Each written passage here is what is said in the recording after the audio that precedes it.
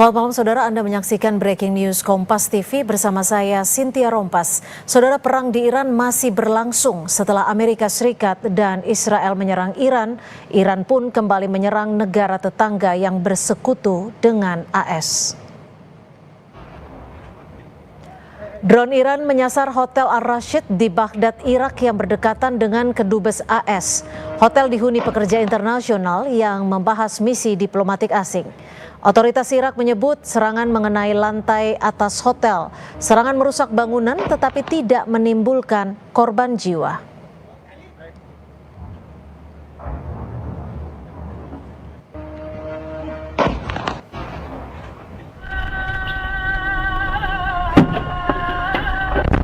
Serangan Amerika Serikat Israel juga terekam dari kamera mobil atau dashcam warga Teheran. Visual yang telah diverifikasi media Al Jazeera menunjukkan ledakan dan kerusakan akibat serangan gabungan Israel AS ke sebuah markas polisi di Provinsi Hamadan di Iran Barat. Dahsyatnya ledakan menyebabkan asap menutup pandangan dan membuat serpihan bangunan berserakan di jalan raya.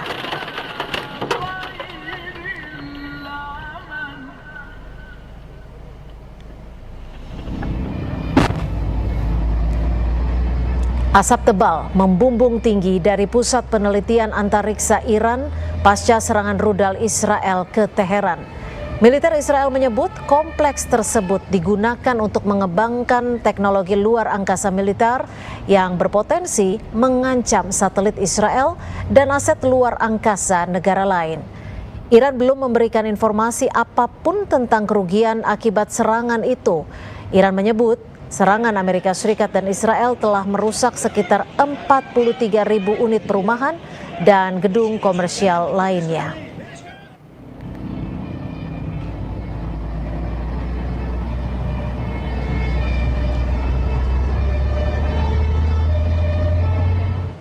Saudara, memasuki pekan ketiga konflik di Timur Tengah, Korps Garda Revolusi Islam Iran meluncurkan gelombang ke-57 serangan rudal dan drone ke wilayah Israel.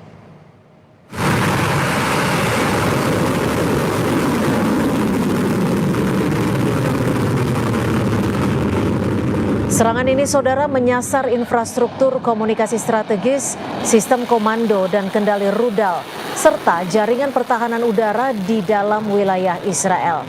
Selain itu, serangan juga menargetkan pangkalan udara Al-Udeid di Qatar yang menampung pasukan Amerika Serikat. Korps Garda Revolusi Islam Iran mengatakan mereka menggunakan rudal Sejil untuk menyerang Amerika Serikat Israel.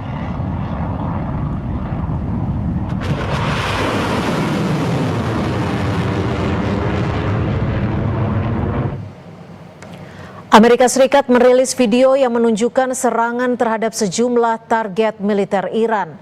Keterangan yang menyertai video tersebut, ribuan target militer Iran telah dihantam oleh pasukan AS untuk menetralisir ancaman yang ditimbulkan oleh rezim Iran sekarang dan di masa mendatang.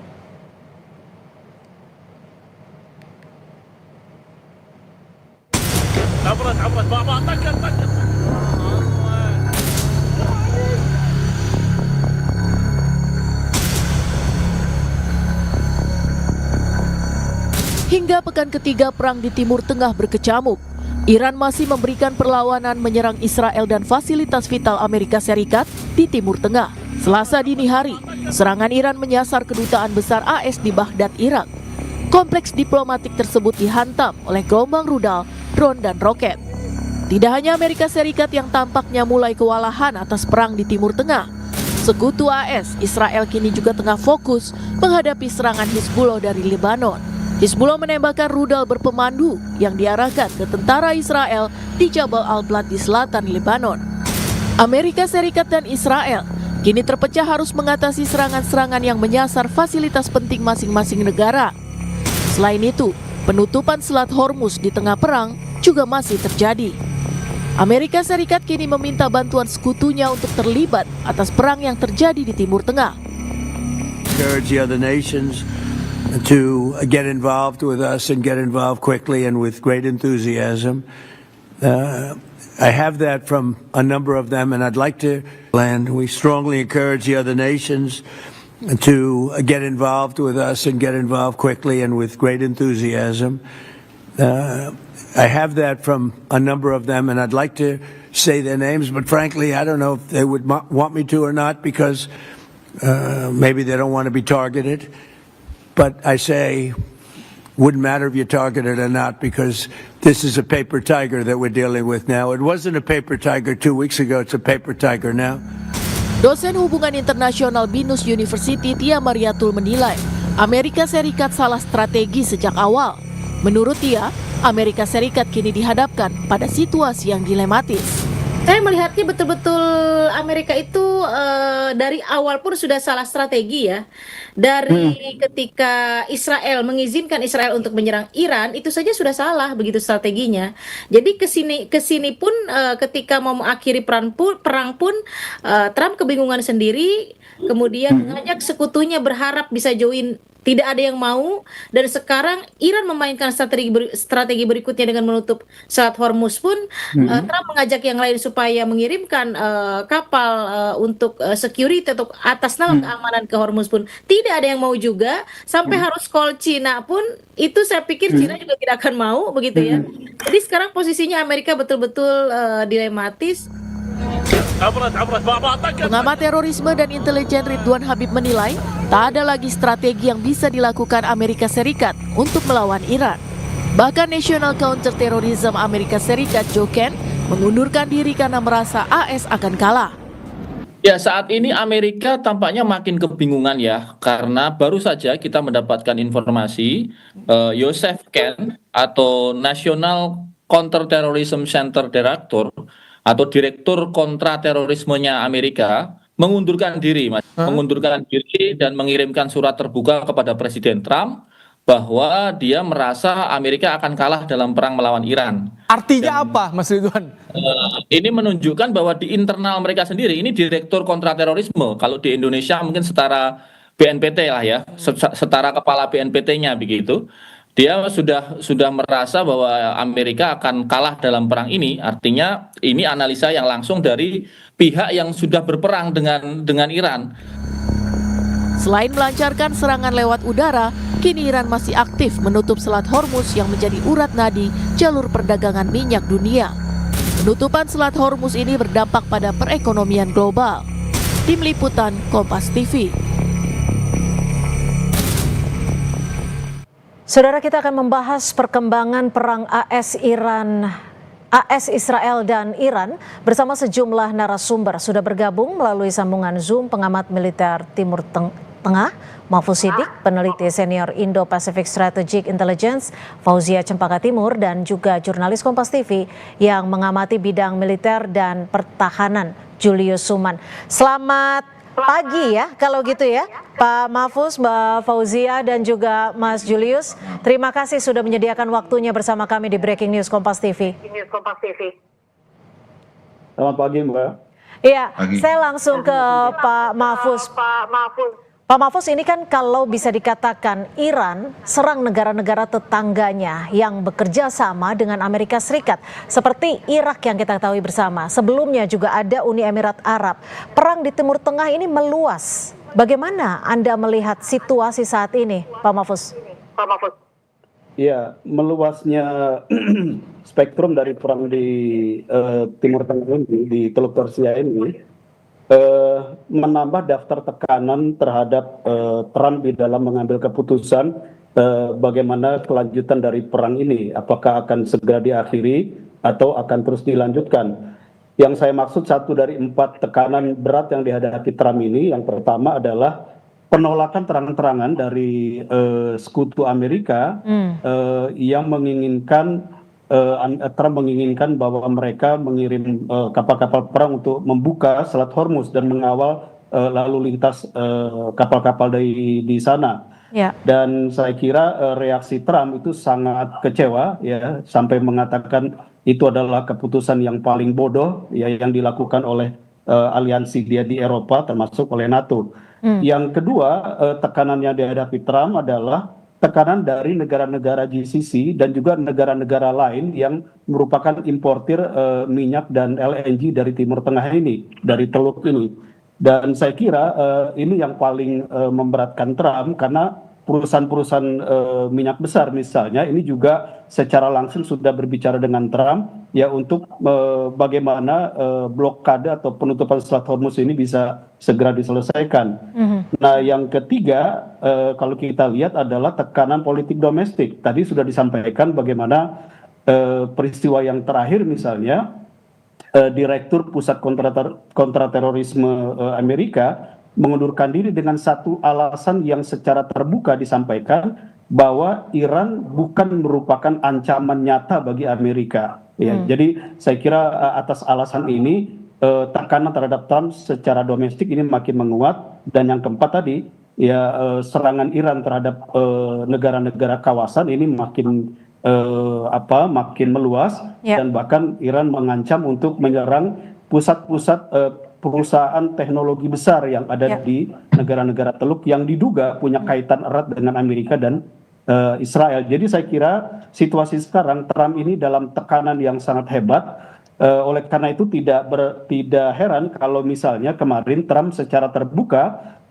mulai memberikan appeal lagi kepada Iran dengan mengatakan bahwa para pemimpin Iran ini adalah orang-orang yang berintelijensia tinggi, orang-orang yang pandai, yang bisa memahami perang dan memahami cara bermain catur perang ini, dan mereka Trump mengapil pemimpin Iran ini untuk kemudian masuk ke meja perundingan. Ini tone yang berbeda dari yang biasanya disampaikan oleh Trump gitu ya, dan menunjukkan bahwa posisi Trump ini semakin melemah, walaupun pada sisi lain ada dilema lagi bahwa Israel pasti tidak akan setuju dengan inisiasi negosiasi atau perundingan yang dilakukan oleh Trump, dan di sisi yang lain pihak Iran sendiri juga masih high call ya, masih menerapkan syarat yang tinggi sekali kalau perundingan atau negosiasi itu betul-betul akan dilakukan. Oke, saya ke Mbak Fauzia. Kalau kita membaca sikap dan juga keputusan dari Presiden Trump untuk meminta bantuan negara-negara sekutu untuk sama-sama menjaga Selat Hormuz,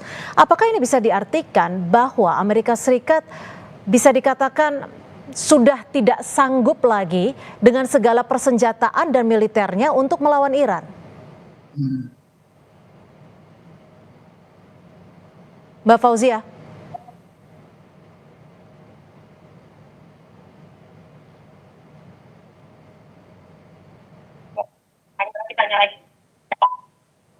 Mbak Fauzia, apakah bisa mendengar suara saya di studio? Baik, saya akan coba bergeser dulu ke Mas Julius yang juga jurnalis Kompas TV serta pemerhati perang di Timur Tengah. Mas Julius, Anda membacanya, catatan yang sudah Mas Julius baca, siapa sebenarnya yang lebih mengendalikan perang di Timur Tengah saat ini? Baik, Mbak Cynthia, kalau dari pandangan saya memang saat ini memang banyak sekali laporan yang menyatakan secara akademis menilai bahwa Iran memegang kartu selama beberapa minggu sudah perang antara Amerika Israel dan juga Iran terhadap Iran begitu. Dalam konteks ini kita lihat bagaimana pengakuan dari internal Amerika Serikat sendiri menyatakan bahwa they hold the cards now. Dan meski dihajar secara militer, secara habis-habisan, ini berhasil menciptakan situasi di mana Trump ini sulit mengendalikan exit dari atau tujuan akhir dari perang ini begitu. Dalam konteks ini kita lihat juga bagaimana dalam beberapa hari begitu ya, statement pertama ketika Selat Hormuz pertama ditutup, ini Amerika Serikat maksud saya menyatakan bahwa Amerika Serikat akan mengamankan sendiri Hormuz. Lalu pada 14 Maret lalu tiba-tiba juga masih menekankan bahwa we don't need help, tidak membutuhkan bantuan. Bahkan di beberapa outlet berita di Amerika Serikat ini dia insisting untuk tidak menerima bantuan begitu. Tetapi ketika beberapa hari ini kita lihat ada permintaan untuk sekutu Iran ini untuk membantu, dan dalam waktu 24 jam saja sejak permintaan bantuan itu diluncurkan begitu, dari berbagai negara yang merupakan negara sekutu besar itu menolak begitu.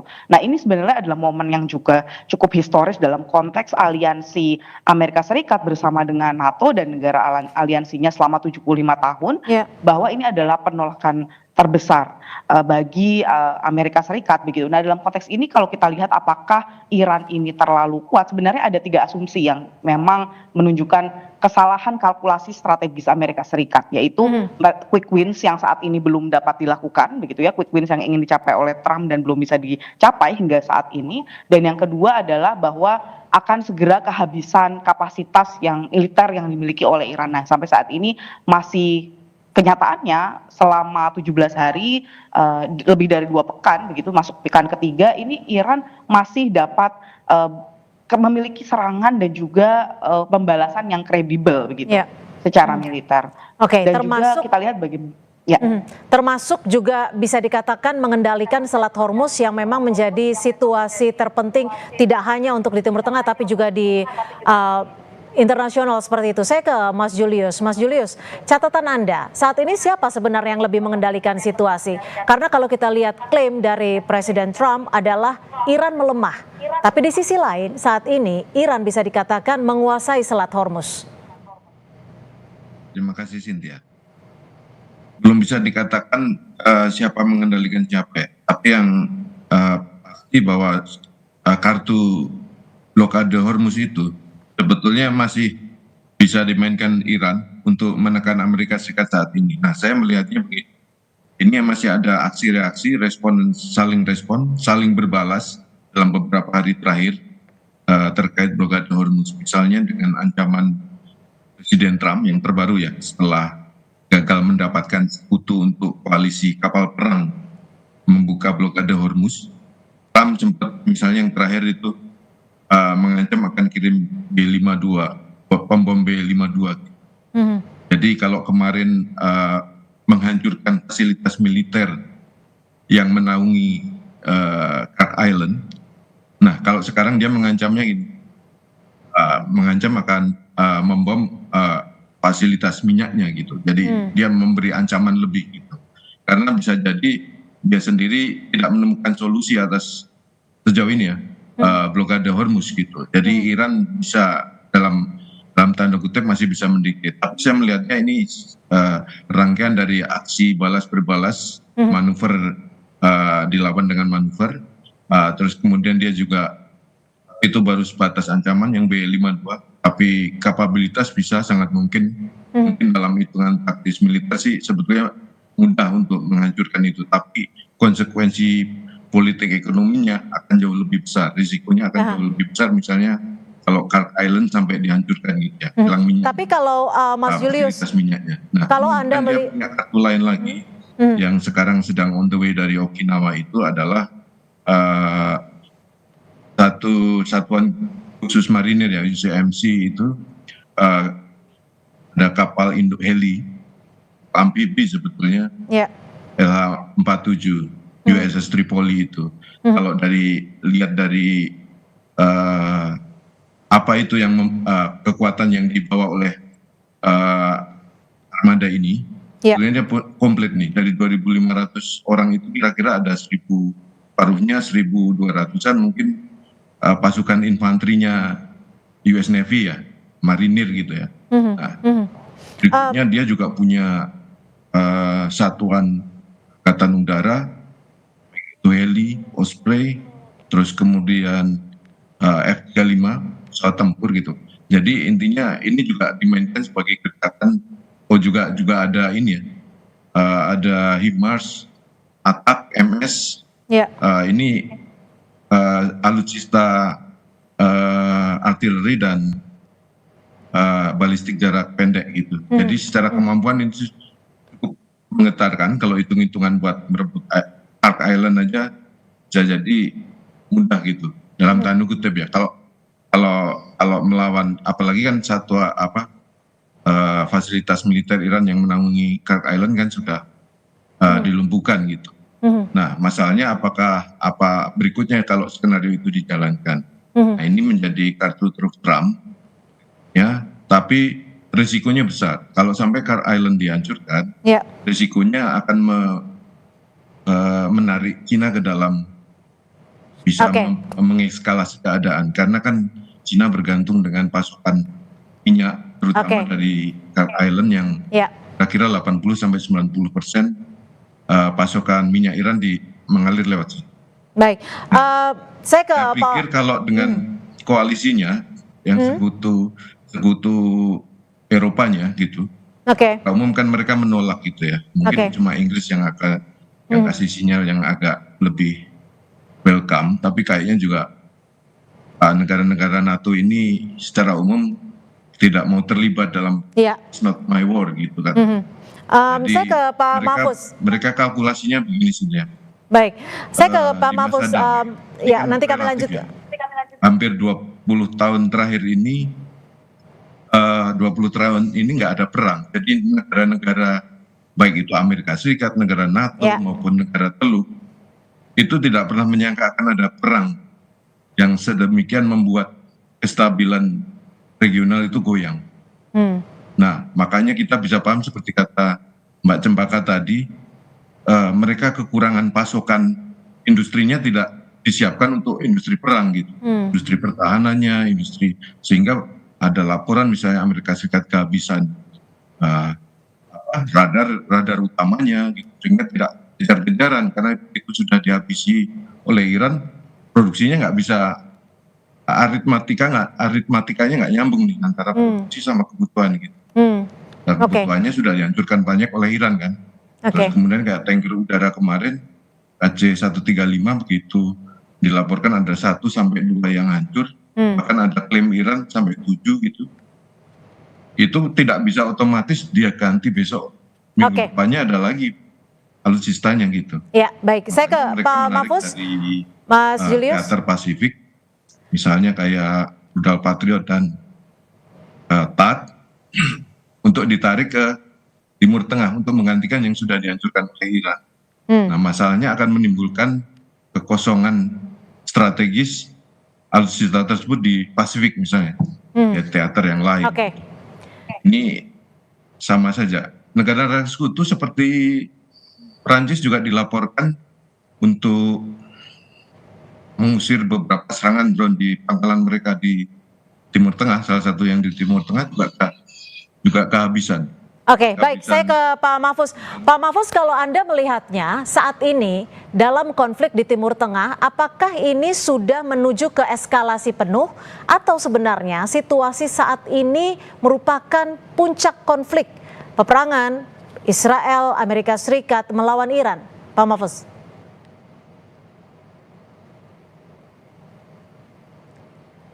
Halo Sinda.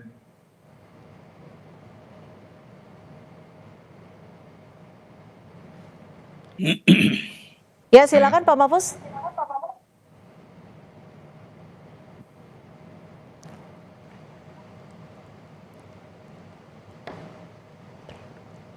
Pak Mahfuz?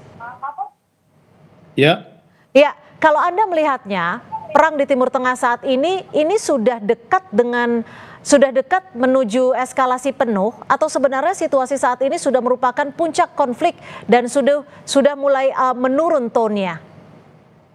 Menurut Anda? iya. Ya, kalau kita lihat perkembangan, saya membacanya begini. Situasi yang terjadi sampai hari ini adalah babak kedua dari perang multi babak yang sangat mungkin itu terjadi dalam kurun waktu yang lebih panjang. Nah, di babak pertama adalah ketika Israel mengambil inisiatif sepihak untuk menyerang Iran dan kemudian Amerika join dalam serangan terhadap Iran. Itu babak pertama. Dan babak kedua adalah serangan retaliasi yang dilakukan oleh Iran yang fokus kepada 2 spot sasaran. Yang pertama adalah Israel sendiri, ya, yang sampai sekarang bombardirnya masih berlangsung.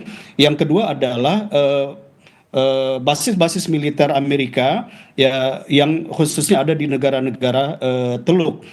Dan kalau kita lihat perang ini akan berlanjut ke babak yang ketiga ketika Iran betul-betul melaksanakan ancamannya untuk menyerang infrastruktur sipil yang ada di negara-negara Teluk yang terkait langsung dengan kepentingan Amerika dan Israel.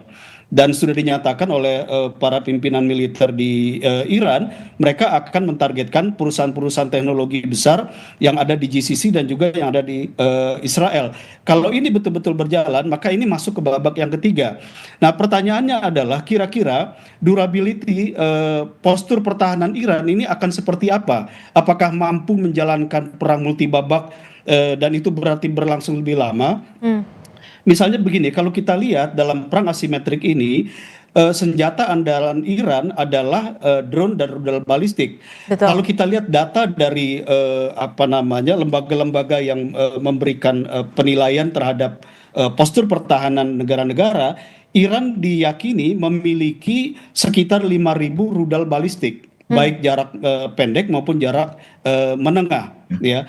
Dan kalau kita lihat sampai tanggal 17 Maret ini, Iran dikalkulasi sudah melontarkan atau menggunakan kurang lebih 500 rudal balistiknya. Ya, itu yang di luar drone ya. Artinya apa? Dalam babak kedua perang ini ya, kurang lebih hampir minggu yang ketiga, Iran itu baru menggunakan 1/8 dari persenjataan rudal balistiknya. Artinya apa? Kalau perang ini akan dikelola panjang ya dengan multi babak, maka Iran ini akan punya kemampuan bukan saja menyerang infrastruktur fisik di Belum bisa dijadiin goals ya Mbak, nanti masuk juga untuk menyerang kapal-kapal yang diduga punya aliansi dengan Amerika dan Israel di Selat Hormuz. Jadi saya melihat tensi peperangan ini bukan sedang menurun, ya dia akan ada peluang terjadi eskalasi, walaupun pada saat yang sama kita lihat seperti yang saya sampaikan tadi, Trump sendiri berada dalam 4 tekanan yang sangat kuat, sehingga kemudian dia sedang mencari upaya, mencari celah untuk melakukan negosiasi dalam rangka menghentikan perang. Ini bukan kepentingan Amerika, tapi lebih sebagai reaksi terhadap 4 tekanan besar yang dihadapi oleh Trump. Walaupun catatannya adalah Israel belum tentu setuju dengan ide untuk menghentikan perang ini dalam waktu cepat dan melakukan perundingan. Tapi kalau Anda Israel. membacanya Karena dari itu bermakna secara politik kekalahan bagi Israel. Pak Mahfuz, tapi Anda kalau membacanya dari peta kekuatan, kalau Anda menyebutkan bahwa dari alutsista dan juga kekuatan perang di Iran ini baru dikeluarkan 1/8-nya. Apakah ketika Amerika Serikat tidak ada negara lain yang mau membantu untuk menjaga Selat Hormuz, apakah kekuatannya bisa dikatakan sama-sama kuat atau justru Iran lebih kuat? Kalau kita lihat pertempuran di lapangan ya, memang kelihatan di babak kedua ini Iran unggul dibandingkan lawan-lawannya yaitu Israel dan Amerika. Tetapi situasi yang multi babak ini dia bisa berbalik. Ya, situasinya bisa berbalik manakala yang pertama GCC negara-negara Teluk ini kemudian memutuskan untuk bergabung terlibat langsung dalam perang melawan Iran. Dan potensi ini atau peluang ini besar. Ya, negara-negara Teluk ini terlibat. Walaupun postur militer mereka tidak besar, tetapi secara politik keterlibatan negara-negara GCC bersama Amerika dan Israel ini juga akan membuka jalan kembali bagi aliansi Amerika di Eropa, khususnya Eropa Barat, untuk terlibat. Walaupun bukan NATO secara resmi, tapi sejumlah negara-negara sekutu Amerika di Eropa Barat ini juga akan terlibat. Dan kalau ini terlibat, apalagi mereka bisa berdalih dengan payung hukum resolusi Dewan Keamanan PBB misalnya, maka kita lihat eskalasi perang ini akan menguat dan akan terjadi perimbangan kembali kekuatan militer antara Iran dengan pihak-pihak lawannya. Dan kalau itu terjadi, maka ada faktor yang berikutnya yang ini bisa membalikkan situasi. Walaupun ini tidak diinginkan oleh Amerika, tidak diinginkan oleh Eropa Barat dan juga GCC, yaitu ketika Israel mengambil keputusan sepihak untuk menggunakan senjata nuklir taktis menyerang Iran. Dan lagi-lagi peluang ini terjadi sangat besar. Apa yang kita saksikan yang dilakukan Israel di Gaza misalnya, dia bisa menggunakan apapun cara untuk memenangkan pertarungan di lapangan. Jadi Oke. saya kira kalau Israel secara sepihak kemudian menggunakan senjata nuklir taktis menyerang Iran, maka ini bisa membalikkan situasi. Oke. Itulah sebabnya saya pernah menyatakan hati-hati terjadi genosida kedua di Iran sebagaimana genosida yang terjadi di Gaza akibat penggunaan nuklir taktis yang dilakukan oleh Israel ini. Oke, kalau kita lihat situasinya saat ini, sejumlah negara sudah merespon, tapi bisa dikatakan responnya ini untuk membantu Amerika Serikat sangat hati-hati, dan juga bisa dikatakan banyak pihak yang menilai bahwa ada ketidaksolidan untuk membantu karena tidak mau ikut dalam perang terbuka. Tapi kita masih akan membahasnya. Breaking News Kompas TV masih akan kembali usai jeda.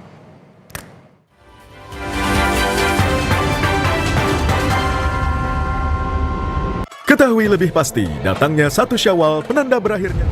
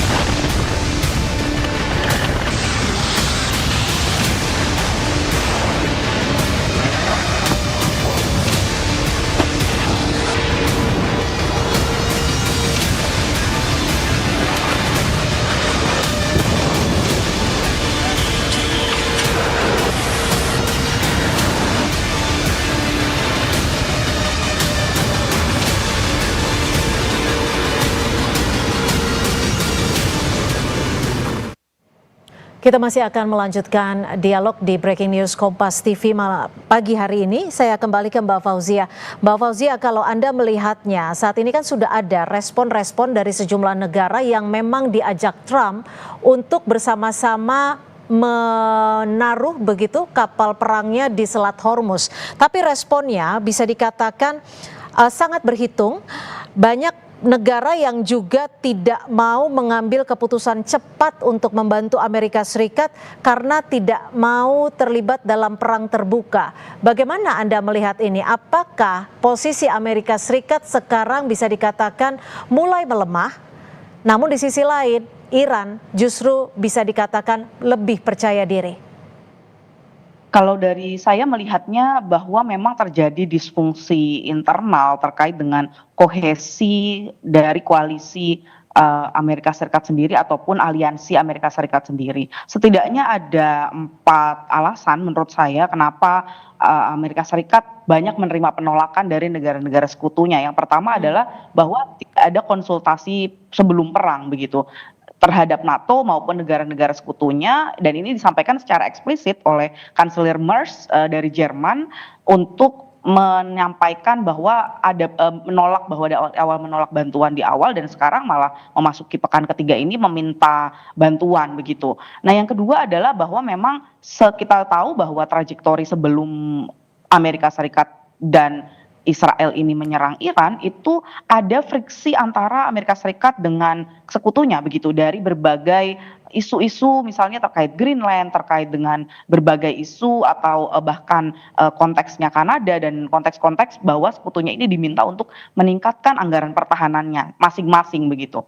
Nah, yang ketiga adalah bahwa memang tidak adanya payung legitimasi hukum internasional untuk serangan Amerika Serikat dan Israel ini terhadap Iran, yang mana apa konsekuensinya jika tidak ada payung legitimasi hukum internasional yang baik dari NATO maupun dari UNSC atau dari Security Council Resolution, bahwa adalah maka tidak ada payung juga yang bisa menyelamatkan negara-negara tersebut di domestik masing-masing begitu. Nah, ini alasan ketiga. Alasan keempat adalah tentu saja adalah bagaimana sikap Trump yang agak inkonsisten terhadap lawan geopolitiknya seperti Cina atau Rusia, di mana Cina malah ditawari juga untuk menjadi bagian untuk mengamankan Selat Hormuz yang dianggap sebagai konsistensi dan paradoks begitu, dan Rusia pun malah ditawarkan untuk sanksinya, embargonya ini dicabut begitu, dan ini membuat inkonsistensi yang tentu saja dirasakan oleh para aliansinya ini sebagai sebuah inkonsistensi yang tidak meyakinkan dan membuat mereka tidak percaya diri untuk mendukung Amerika Serikat dalam konteks ini mengamankan Selat Hormuz, baik mengirimkan pasukan militer maupun persenjataan yang lebih. Saya ke Mas Julius. Mas Julius, kalau melihat dan juga membaca dari respon negara-negara sekutu, apakah ini artinya Amerika Serikat saat ini tidak punya lagi kekuatan koalisi dengan negara-negara sekutunya? Ya, saya ingin menjawabnya begini. Kalau misalnya blokade Hormuz dengan koalisi kapal perang Amerika Serikat dan negara-negara sekutunya bakal mikir-mikir 2 kali, beberapa kali malah. Intinya sangat riskan, risikonya besar, karena itu kan Selat Hormuz itu kurang lebih cuma koridor sempit ya, 31 kalau nggak salah, 31 kilometer. Nah, itu akan jadi sasaran empuk setiap kapal perang yang lewat di sini. Sangat mungkin akan jadi sasaran empuk serangan drone, serangan rudal jarak pendek, sangat mungkin untuk kena gitu. Apalagi kalau misalnya ditembakkan dalam intensitas tinggi gitu. Nanti sistem anti handutnya kapal perang itu akan kewalahan lama-lama gitu. Nah, pasti kan sudah itu misalnya. Biasanya kalau serangan biasa aja drone dulu, baru terus kemudian buat memancing sistem handuknya musuh bekerja, setelah itu baru diajar rudal balistik gitu ya, sebagai perumpamaan gitu. Nah, kembali lagi ke Hormuz itu, risiko kalkulasi militernya besar, sangat akan mungkin kapal perang siapapun kalau lewat itu akan diserang gitu. Ini gitu juga dengan hitung-hitungan ekonominya gitu. Kalau misalnya satu kapal perang itu, kapal tanker itu idealnya dikalkulasi dikawal oleh minimal 2 kapal perang. bayangin itu ada 400 kapal perang, 400 tanker yang sekarang ini masih belum bisa keluar dari Selat Hormuz. Kalau misalnya harian aja ada di saat normal itu ada 150 ya, tiap hari lewat kapal tanker, bisa dibayangkan berapa biaya yang mesti dikeluarkan untuk kapal perang itu mengawal kapal-kapal tanker itu keluar masuk Hormuz gitu ya. Artinya resiko negara-negara tersebut untuk ikut campur sangat tinggi ya, sehingga ini yang menjadi keraguan dari negara-negara tersebut, seperti itu ya Mas Julius? Kalau beberapa negara sekutu bisa mendapatkan pasokan dari jalur yang lain, jalur pasokan. Tapi kebanyakan negara-negara Asia ini yang bergantung LNG, minyak bumi, bahkan sekarang ada dimensi baru fosfat yang dipusi oleh Uni Emirat Arab, negara-negara Teluk utama itu yang penting untuk pupuk, itu sudah jadi isu krisis pupuk urea akibat blokade Hormuz, karena negara-negara penghasil jagung misalnya India, Sri Lanka dan seterusnya, bahkan Australia, kita lihat mereka udah mulai alert nih, ada pasokan rantai pasok urea yang terganggu akibat blokade ini. Jadi menurut saya kalau misalnya ada blokade kapal kargo atau kapal tanker melewati, itu akan satu, secara militer resikonya terlalu besar buat kapal perangnya juga, buat kargonya juga, terus kemudian biaya operasi untuk pengawalan itu akan makan biaya besar. Kalau nggak salah satu kapal perangnya $500.000 tuh. Mungkin yang lama ya, perang tanker yang lama. Saya lupa. Nah, menurut saya gini, kalau Eropa mungkin akan, beberapa negara utama Eropa, memilih untuk ini bukan perangnya, this is not war of choice, ini war of choice-nya Trump gitu. Ini perangnya Trump, perangnya Eropa, karena Eropa dapat pasukan dari lain-lain gitu, LNG-nya dari US sendiri gitu. Mereka sudah disrupsi pasokan energinya sudah dialihkan ke Amerika Serikat dan seterusnya gitu. Oke, Pak Mahfuz, kalau Anda melihatnya bagaimana? Apakah ada kemungkinan negara-negara ini untuk membantu Amerika Serikat?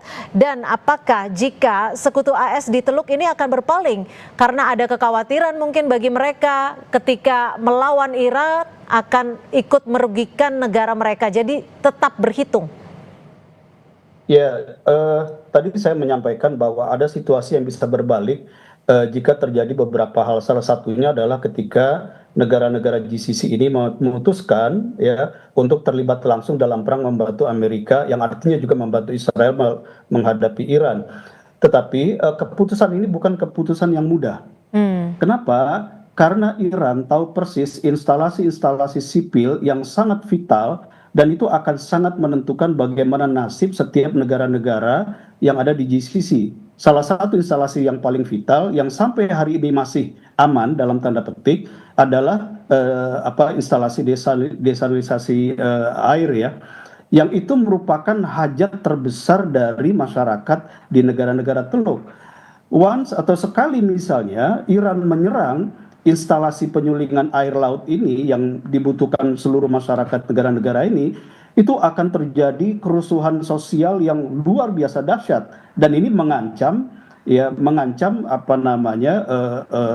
kekuasaan negara-negara di Teluk ini. Jadi mereka memang sangat mengkalkulasi ini sehingga tidak mudah untuk mengambil keputusan. Itulah yang menjelaskan kenapa misalnya GCC ya dengan Bahrain diposisikan di depan ya, mengambil inisiatif untuk mengusulkan resolusi ke Dewan Keamanan PBB. Mereka akan menggunakan lembaga lain yang lebih besar powernya, walaupun juga ada kontradiksinya karena Amerika setuju terhadap resolusi itu, tapi pada sisi yang lain Trump sudah mengumumkan bahwa ya dia ingin berlepas diri dari lembaga yang namanya PBB ini. Jadi kita lihat ini ada dualisme yang aneh begitu ya. Tapi lagi-lagi ini perang, politik kepentingan menjadi orientasi setiap pihak. Tetapi sekali GCC ini terlibat dalam perang, maka ini akan membuka kotak Pandora yaitu negara-negara sekutu Amerika di Eropa, khususnya Eropa Barat, ini jadi lebih terbuka untuk kemudian terlibat dalam perang ini. Apalagi kemudian secara ekonomi mereka akan semakin tertekan, walaupun tadi ada substitusi suplai minyak dan gas dari Amerika atau dari sumber yang lain. Tetapi ya ini akan memberikan tekanan ekonomi yang kuat ke mereka. Tapi Pak Mahfud, jika memang gejolak di Timur Tengah, khususnya di Selat Hormuz yang masih menjadi perdebatan untuk pasokan minyak dunia, apakah situasi saat ini jika terus memanas akan bisa memicu bisa dikatakan perang global? Sangat mungkin. Pertama begini, nilai kerugian secara ekonomi ini akan dirasakan oleh dunia. Misalnya PBB sudah memberikan warning, kalau Selat Hormuz ini masih tetap seperti sekarang, maka ada sekitar 45 juta warga dunia yang akan mengalami kelaparan. Ya, karena tadi efek berantai dari tersendatnya pasokan minyak dan gas. Yang kedua ini akan mengakibatkan resesi global. Dan kalau kemudian Amerika dan Israel misalnya kehilangan akal untuk menyelesaikan perang ini dengan kemenangan di pihak mereka, seperti yang saya katakan, bukan tidak mungkin Israel secara sepihak akan mengambil keputusan menggunakan bom nuklir taktis. Dan kalau kita bicara bom nuklir taktis, itu kita harus mengkalkulasi kira-kira kekuatannya 20 kali dari bom atom yang diledakkan Amerika di Hiroshima dan Nagasaki. Artinya akan banyak sekali jutaan warga Iran yang menjadi korban tewas, dan itu bisa memicu perang global yang sebenarnya, perang dunia yang sebenarnya. Itu yang menjadi kekhawatiran dunia, kekhawatiran kita bersama tentunya. Tapi Mbak Fauzia, kalau Anda melihatnya seperti apa? Selat Hormuz yang menjadi selat bisa dikatakan paling penting bagi pasokan minyak di dunia, saat ini bisa dikatakan dikendalikan oleh Iran. Apakah ini artinya Iran memiliki kemenangan strategis atas perang melawan Amerika Serikat dan Israel? Saat ini saya lihat bahwa Iran bukan memenangkan perang ini terlebih dahulu, tapi memang secara taktis justru Amerika Serikat masih memegang superioritas. Namun Iran kita memiliki apa yang kita sebut sebagai asymmetric endurance. Begitu, endurance yang sifatnya asimetris dalam hal ini. Kita lihat bagaimana serangan yang telah bertubi-tubi terhadap Iran, bahkan serangan ke Kar Island yang tadi disebutkan oleh Bang Julius sebagai tempat terbesar menyimpan minyak dan ekspor minyak Iran, begitu. Tapi kita lihat institusi Iran saat ini masih utuh, begitu ya, tidak terpengaruh baik terjadinya setelah dekapitasi maupun berbagai serangan-serangan tersebut. Nah, IRGC masih sangat utuh. Nah, dalam konteks yang lain juga jaringan proksi ini masih sangat kuat, jaringan proksi Iran di negara-negara lain di Timur Tengah. Yang selanjutnya juga kita lihat bagaimana tidak hanya tadi disebutkan ada rudal maupun drone begitu, tapi juga bagaimana ranjau maritim itu juga digunakan, ranjau dan drone maritim itu digunakan di Selat Hormuz. Nah, ini yang masih sangat ditakuti dalam tanda kutip, dan sangat dikhawatirkan ketika tadi para negara-negara ini mengirimkan pasukan angkatan laut maupun pasukan-pasukan untuk mengamankan Selat Hormuz, maka cost akan lebih besar begitu cost. Nah, ini kita lihat bagaimana juga ancaman-ancaman ini menunjukkan bahwa Iran memang bertempur untuk memiliki survival atau bertahan,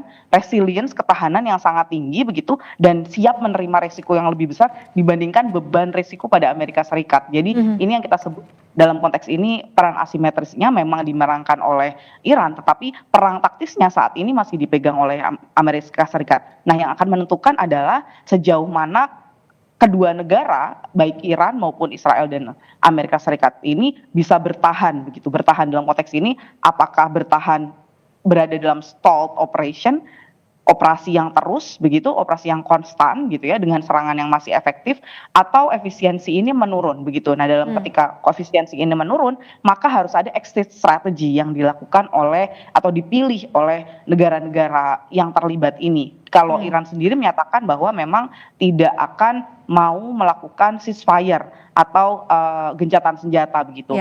Nah, yang menarik adalah melihat bagaimana Amerika Serikat dan Israel memiliki stance yang berbeda.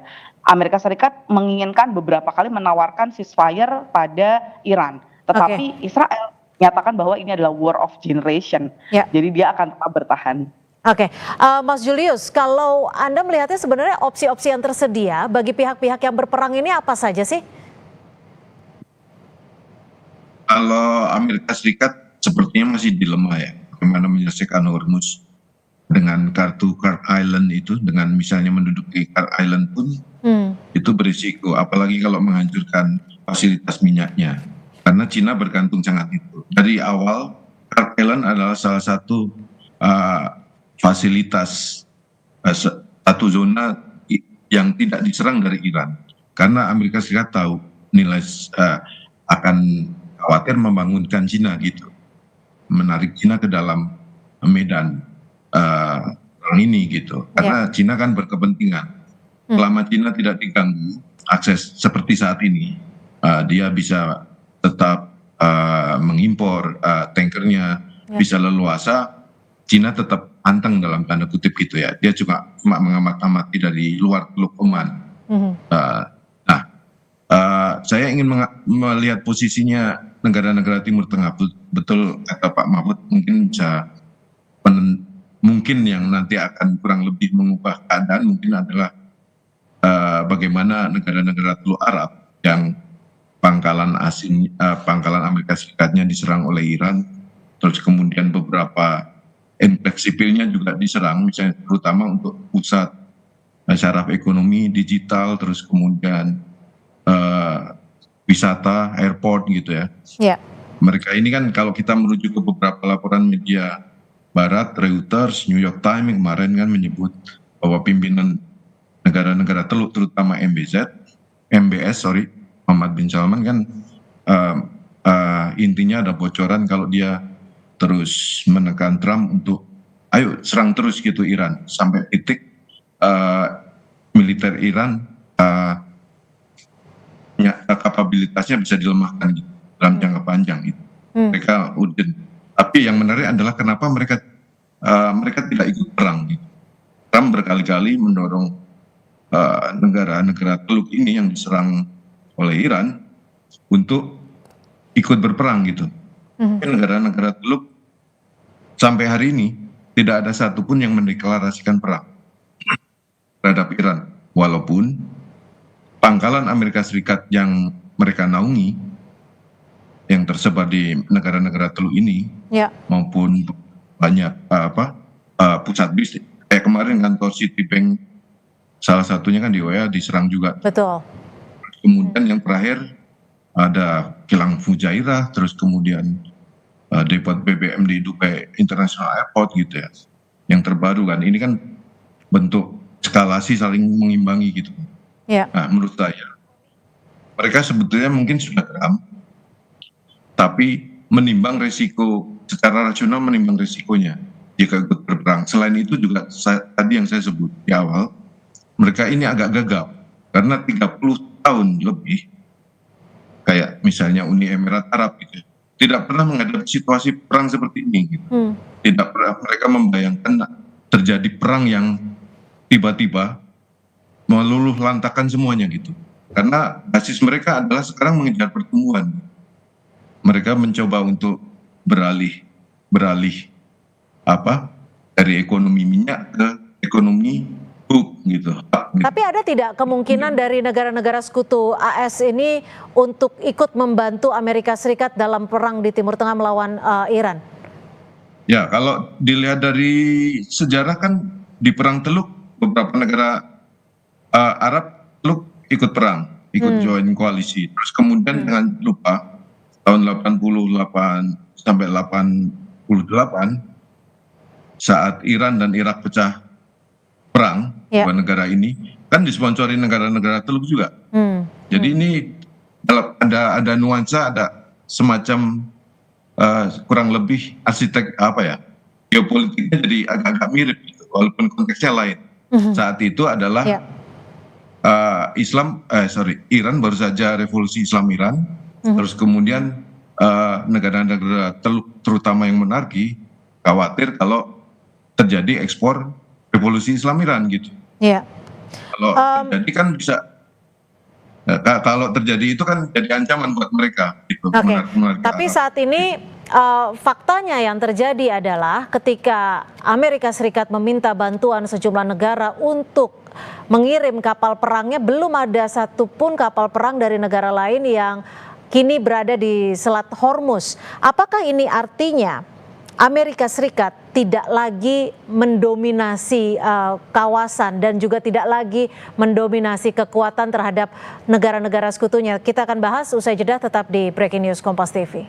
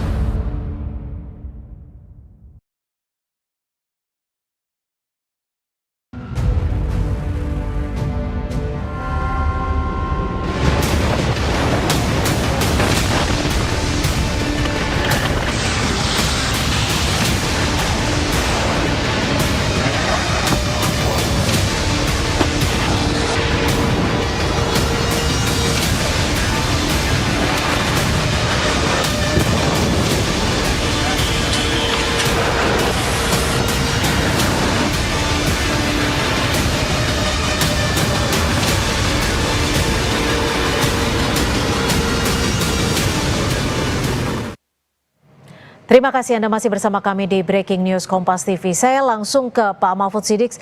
Pak Mahfud, kalau Anda melihat saat ini faktanya belum ada kapal perang negara lain yang diminta Amerika Serikat untuk sama-sama menjaga Selat Hormuz. Karena Trump juga menyebut bahwa ini adalah kepentingan bersama, jadi mohon dibantu untuk menjaga Selat Hormuz. Tapi faktanya belum ada sampai saat ini. Apakah ini artinya Amerika Serikat tidak lagi dominan secara mutlak untuk dikatakan sebagai negara yang cukup kuat di bidang militer? Ya, bukan hanya ini menunjukkan bahwa Amerika tidak lagi mendominasi secara militer, tetapi juga menunjukkan bagaimana pengaruh politik Amerika di negara-negara sekutunya ini mengalami anjlok yang luar biasa. Jadi bukan saja saham yang anjlok, ini pengaruh politik Amerika juga anjlok di mata sekutunya. Nah, Mbak Cynthia, kemarin tanggal 16 Maret ada dua peristiwa yang menarik di Gedung Putih. Yang pertama adalah pernyataan Trump yang sangat marah terhadap NATO sampai mengatakan keputusan NATO itu sebagai a very foolish mistake, ya, kesalahan yang sangat bodoh, ya, itu kegeraman dan kemarahan Trump. Ya. Yang kedua adalah peristiwa ketika Trump secara terbuka dan ini menuntaskan berbagai spekulasi atau pro kontra tentang negosiasi ini, di mana Trump memuji pimpinan Iran itu sebagai orang-orang yang very smart, orang-orang Iran sebagai orang-orang yang highly IQ people gitu ya, dan mulai mengappeal Iran untuk masuk ke proses negosiasi. Jadi dua peristiwa ini menunjukkan memang posisi Amerika sedang sangat melemah, dan Amerika pada sisi yang lain juga sedang mengalami kebingungan bagaimana mengakhiri perang ini karena desakan yang kuat dari berbagai pihak. Nah, cuma memang seperti yang saya tadi katakan beberapa kali, bahwa kesulitannya adalah Israel, dia ketika melihat peluang negosiasi itu misalnya terbuka, sangat mungkin dia akan melakukan tindakan pencegahan dengan tindakan sepihak melakukan serangan nuklir taktis ke Iran. Apalagi kemudian negara-negara GCC, negara-negara kerjasama Teluk ini juga gamang untuk terlibat secara langsung dalam perang ini. Alasannya dua saja. Alasan yang pertama adalah mereka menghitung betul kalau mereka terlibat dalam perang, pembalasan Iran itu akan sangat menimbulkan kerusakan yang fatal bagi infrastruktur kehidupan fisik warga sipil di negara itu. Yang kedua, mereka menghitung, para pemimpin negara-negara kerjasama Teluk ini menghitung betul bahwa dalam 3 tahun terakhir terjadi akumulasi sentimen negatif warga mereka terhadap Israel dalam kasus perang di Gaza, dan kemudian sentimen itu terus berlanjut dan terkait ketika Israel mengambil inisiatif menyerang Iran yang kemudian melibatkan Amerika. Jadi situasi ini mengakumulasi psikopolitik warga di negara-negara Teluk, ya, yang sangat negatif terhadap Iran dan juga Amerika, sehingga kalau mereka bergabung pemerintah dan militernya itu akan terjadi front domestik, sebagaimana Trump juga sekarang menghadapi front domestik yang sangat berat di dalam negerinya. Nah, kalau kita membaca posisi Amerika Serikat dan juga Israel, saya ke Mbak Fauzia. Saat ini yang juga menjadi sorotan adalah berita mengenai tewasnya Perdana Menteri Israel Benjamin Netanyahu. Tapi ini juga masih menjadi polemik karena masih menjadi perdebatan di media massa. Apa yang Anda lihat di sini? Apakah ini memang kita sudah masuk ke cyber war atau sebenarnya kita sedang melihat ada strategik perang yang tidak diduga-duga sebenarnya ke depannya? Memang kita lihat perang informasi dan perang narasi ini menjadi warna yang konsisten dalam perang antara Amerika Serikat Israel melawan Iran ini. Dari awal hingga 3 pekan ini, perang informasi dan narasi serta cyber ini menjadi media ataupun platform paling konsisten yang muncul. Nah, kalau kita memang saat ini sebenarnya Netanyahu sudah muncul kembali begitu ya, terlebih mengeluarkan statement bahwa telah melakukan dekapitasi lebih lanjut terhadap Larijani dan Soleimani begitu di Iran. Nah, ini adalah dua pimpinan Iran yang dianggap bahkan lebih atau memiliki peran yang cukup besar Baik, Mbak Fauzia, mohon maaf kita akan jeda sejenak, kita akan